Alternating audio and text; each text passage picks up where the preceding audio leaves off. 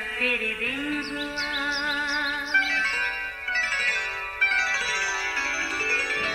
नया फिर दिन हुआ, पुरानी रात का करे सो शुक्र हम खुदा की जात का, खुदा की जात का, नया फिर दिन हुआ।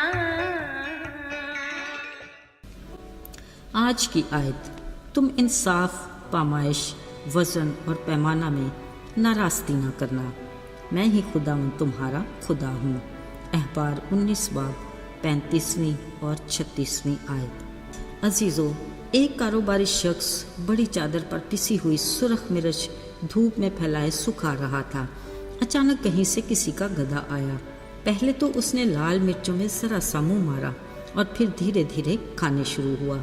जब उस शख्स की गधे पर नजर पड़ी तो उसने पहले तो गधे की खूब पिटाई की, फिर उसके मालिक की शिकायत के लिए जिरगा के बुजुर्गों के पास पहुंच गया और अपने नुकसान के पूरा करने का मुतालबा करने लगा। वो सब हैरान हो गए और सोचने लगे, क्या ये मुमकिन है कि गधा इतनी लाल मिर्चें खा ले और उसे कुछ भी ना हो? लगता है दाल में कुछ तो काला है। खैर, जब तहकीक हुई तो पता चला कि ये तो लकड़ी का बूरा है जिसको सुर्ख रंग लगाकर धूप में सुखाने के लिए रखा गया है। देख लीजिए, हमारे माशरे में इस तरह के कई वाक़यात होते रहते हैं।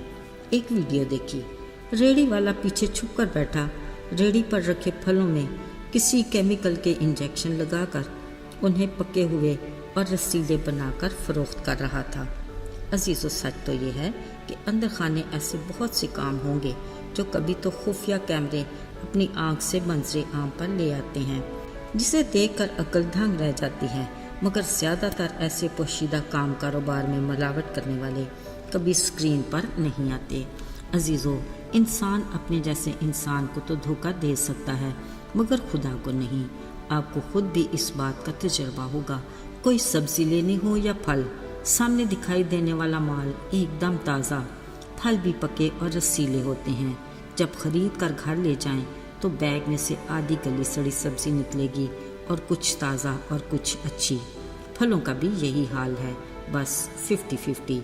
लेकिन दाद देनी चाहिए उस दुकानदार को जो दिखाता तो अच्छा माल है मगर बैग में जाते ही न जाने कैसे गल सड़ जाता है। आपने देखा होगा, अक्सर फल के ऊपर एक खूबसूरत स्टिकर लगा होता है।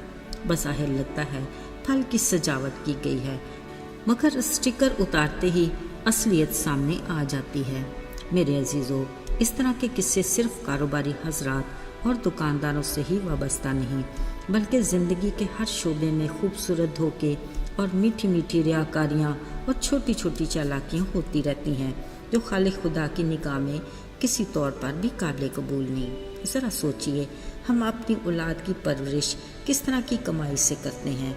अगर हम कड़वे बीज बोते हैं तो फिर अच्छी फसल की तवक्को क्यों कर रख सकते हैं? सियाने लोग कहते हैं कि अक्लमंद के लिए इशारा ही काफ़ी है। अजीज़ों, खुदावंद का कलाम हर ज़माने और किसी भी तरह के हालात में इलाही रहनुमाई से कामयाब असूलों के साथ हमारे हाथों में मौजूद है। इसमें रद्द बदल की गुंजाइश नहीं, क्योंकि उसका कलाम अटल है।